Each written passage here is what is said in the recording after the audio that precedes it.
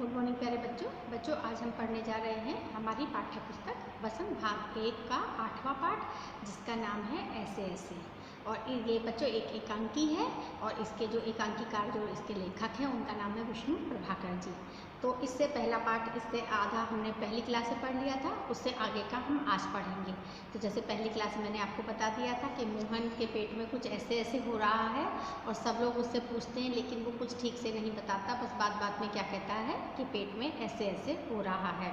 तभी पिताजी दवा लेने चले जाते हैं, डॉक्टर दवा लिख के देता है, वैद्य जी दवा देते हैं, उसकी माँ सारी दवाएं करती है।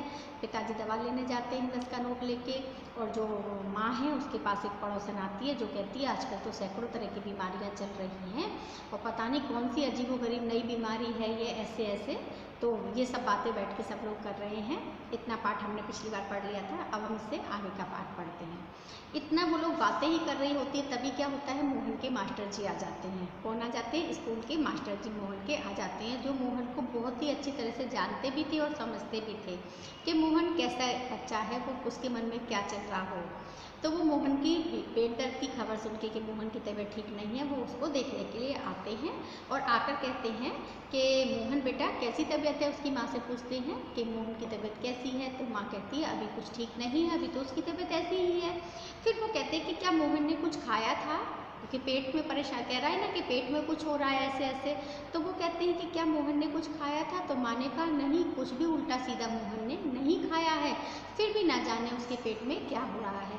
तभी मास्टर जी मोहन से कहते हैं कि मोहन बेटा कल स्कूल स्कूल आने की ज़रूरत नहीं है, और फिर भी तुमने अपना मतलब जो गृह कार्य है वो तो कर लिया है। तो मोहन कुछ नहीं, वो मतलब अनसुनी करता है उनकी बात को और अपने आप को चादर से अपने मुंह को ढक लेता है। क्या करता है वो? अपने मुंह को चादर से ढक लेता है। तो मास्टर जी जो है वो समझ जाते हैं, वो पूछते हैं कि कल स्कूल तो आना नहीं है तुमने और अपना कार्य तो पूरा कर लिया होगा। तो मोहन चुप हो जाता है और इनकार से सिर हिलाता है, मतलब वो चुप पड़ जाता है और अपना इनकार कर देता है कि मैंने गृह कार्य जो है यानी होमवर्क नहीं किया है, यानी उसने अपना होमवर्क नहीं किया होता है, इसलिए वो अपना सिर हिला देता है। मास्टर जी सारी बात समझ जाते हैं और तब मास्टर जी मोहन की माँ को बताते हैं कि मोहन को ऐसे ऐसे काम न करने का डर है।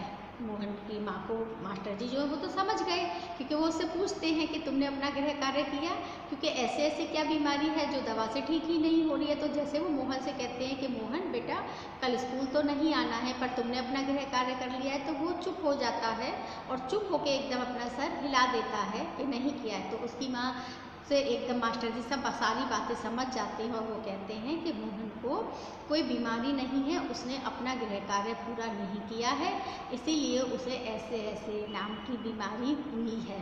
मतलब उसको वो डर है, वो गृह कार्य पूरा नहीं किया है उसने। कल से स्कूल खुल रहे हैं क्योंकि छुट्टियां ख़त्म हो गई हैं। उनकी क्या छुट्टियां चल रही थी, जो छुट्टियां ख़त्म हो गई थी, और मोहन ने क्या किया था, अपना गृह कार्य पूरा नहीं किया था जो स्कूल से उसको मिला था। और अगले दिन क्या था, स्कूल खुलने वाले थे, तो उसको क्या, जब वो अपने पिता के साथ बस अड्डे आता है तो उसको अचानक से याद आता है कि अरे भाई कल तो स्कूल जाना है, और स्कूल जाएंगे तो टीचर मास्टर जी तो होमवर्क मांगेंगे गृह कार्य के, भाई लाओ आपने जो गृह कार्य किया है लाओ मुझे दो, मैं चेक करूँगा। तो उसको एकदम से डर लग जाता है और वो घबरा जाता है। तब उसको कुछ नहीं सोचता, तो वो क्या करता है, वो पेट में ऐसे ऐसे करने का डर सबको कहने लगता है। तो वो माँ से कहते हैं कि ये ऐसे ऐसे जो है इसको स्कूल ना जाने का डर है। मतलब क्या है कि ऐसे ऐसे काम ना करने का डर है, उसने अपना गृह कार्य नहीं किया है। माँ यह सुनकर एकदम से चौंक जाती है, क्योंकि माँ को ऐसी उम्मीद नहीं होती है, वो एकदम से सुनकर चौंक जाती है बहुत। और फिर मास्टर जी कहते हैं कि महीने भर की छुट्टी में मोहन ने खूब मौज मस्ती की थी। 1 महीने की जो छुट्टी हुई थी उसमें मोहन ने खूब मौज मस्ती की और उसने अपना गृह कार्य पूरा नहीं किया, बस क्या की, उसने मस्ती ही की पूरे, और मौज मस्ती की, स्कूल का काम पूरा नहीं किया। कल स्कूल खुलने वाले हैं, क्योंकि कल से स्कूल खुल रहे हैं, इसलिए पेट में दर्द का बहाना बना रहा है। इसलिए उसने क्या बहाना बनाया, पेट दर्द का बहाना बनाया, क्योंकि उसे पता था कि कल से उसे स्कूल जाना है, जहाँ वो जाएगा तो मास्टर जी उससे उसका गृह कार्य मांगेंगे कि भाई तुमने जो गृह कार्य किया है उस गृह कार्य को दिखाओ। फिर वो क्या दिखाएगा, क्योंकि उसने तो गृह कार्य पूरा किया ही नहीं है, तो वो गृह कार्य ना करने का डर उसके अंदर है, इसीलिए वो ये बहाना बना रहा है कि उसके पेट में कुछ ऐसे ऐसे हो रहा है उसको कोई परेशानी नहीं है। तो माँ जब ये सुनती है तो वो बहुत चौंक जाती है। फिर वो मोहन से कहते हैं कि स्कूल से तुम्हें 2 दिन की छुट्टी दी जाती है। वो क्या कहते हैं मोहन से, वो सारी बातें समझ जाते हैं मास्टर जी। तो वो मोहन से, उसकी माँ ये सब सुनकर बहुत चौंक जाती है। उसको भाई माँ तो ताज्जुब में हो जाएगी, क्योंकि माँ सुबह से माँ पिताजी कितने परेशान हैं, कितने सारे पैसे खर्च हो गए हैं, क्योंकि पहले 5 रुपये डॉक्टर साहब को, वैद्य जी को दिए, फिर 10 रुपये लेकर वो दवा लेने गए हैं। इतना सुबह से पैसा खर्च हो गया और सब परेशान हुए, वो अलग है क्योंकि सबको बुलाया, सबको पता डॉक्टर दवा के लिए, तो सब परेशान थे सुबह से उसकी हालत, क्योंकि मोहन ने सबको सुबह से परेशान किया हुआ था। तो मास्टर जी कहते हैं कि तुम्हें 2 दिन की छुट्टी दी जाती है। उसकी 2 दिन की छुट्टी बढ़ा देते हैं मास्टर जी। वो कहते हैं 2 दिन की छुट्टी मिलेगी पर तुम्हें अपना काम पूरा करना है। तुम्हें 2 दिन की छुट्टी दी जाती है पर उसके बाद तुम्हें अपना जो गृह कार्य है, आपका काम जो है स्कूल का, वो पूरा करना है और तभी ऐसे ऐसे ठीक हो जाएगी। तभी जो तुम्हारी बीमारी है ऐसे ऐसे वो भी ठीक हो जाएगी जो तुम बना रहे हो। तो तुम्हें मैं 2 दिन की छुट्टी देता हूँ जिसमें तुम अपना पूरा कार्य पूरा कर लो। तो उसी समय पिताजी भी दवा लेकर आ जाते हैं। तो उनके पिताजी हैं वो भी घर वापस आ जाते हैं दवा लेकर उसी समय। और माँ मोहन को डांट रही होती है, जो माँ है उसको गुस्सा आ जाता है, वो मोहन को डांट रही होती है कि मतलब तुमने सबको परेशान किया अपनी इतनी सी गलती के लिए। अगर तुम अपना गृह कार्य, क्योंकि सच बोलना चाहिए, अगर उसने नहीं किया था तो सच बोल सकता था माँ से, लेकिन उसने झूठ बोलकर सबको परेशान किया और बहाना भी बनाया। माँ उसको डांटती है कि तेरे चक्कर में 15-20 रुपये बर्बाद हो गए। तो घर के क्योंकि उस समय बेटा बहुत पहले की कहानी है, जब इतने पैसे फिजूल में खर्च हो गए 15-20 रुपये। आजकल कोई डॉक्टर 5 रुपये लेता है, आप सोचो किस समय की बात होगी जब डॉक्टर की फीस भराने की 5 रुपये होती होगी, 10 रुपये होती होगी वैद्य जी की। तो उस समय की बात है, ये 5 रुपये वैद्य जी को दिया आने के घर पे और 10 रुपये डॉक्टर के साथ गए दवा लेने के लिए। तो वो 10 का नोट निकाल के वो डॉक्टर के साथ जाते, क्योंकि उनकी फीस भी देनी थी और दवा भी लानी थी। तो 15-20 रुपये बर्बाद हो गए। माँ मोहन को डांट रही है और उसी समय पिताजी भी दवा लेकर आते हैं। फिर पिताजी को पूरी सच्चाई बताती है, जो माँ होती है वो उसके पिता को पूरी सच्चाई बताती हैं कि इसने ऐसे ऐसे अपना गृह कार्य पूरा नहीं किया है। मास्टर जी ने बताया है कि इसने अपना गृह कार्य नहीं किया है, इसलिए ये झूठा बहाना बना रहा है। वो सारी बातें उनको उसके पिताजी को बताती हैं। पिताजी भी चौंक पड़ते हैं, क्योंकि किसी को विश्वास नहीं होता कि मोहन ऐसा कर सकता है, क्योंकि अपने बच्चे पे किसी को विश्वास होता है कि हमारा बच्चा झूठ बोल रहा है, और वो सुबह से सबको परेशान कर रहा है। थोड़ी देर की बात नहीं थी, वो ऑफिस से रास्ते में से ही उसने ये शुरू कर दिया था कि मुझे पेट में कुछ ऐसे ऐसे हो रहा है। और आपने देखा होगा माता पिता तो तुरंत परेशान हो जाते हैं, बच्चे को जरा सी परेशानी हो तो माता पिता दोनों परेशान हैं। डॉक्टर आते हैं वो दवा दे के चले जाते हैं, वैद्य जी आते हैं वो दवा दे के चले जाते हैं।